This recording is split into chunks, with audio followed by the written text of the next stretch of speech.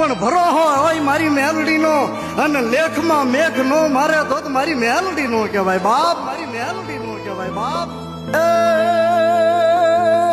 કલયુગ નો રાજા કહું વળી કહું વેણ ટાળતી ભોળા હૃદયના ભાવને તો હું મંડળતી ભાળતી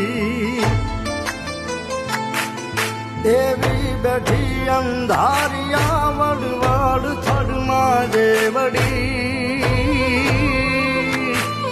દોડીને આવે ધાડ ધાડા મડાવું કારણ મેલડી મારી મડાવું કારણ મેલડી.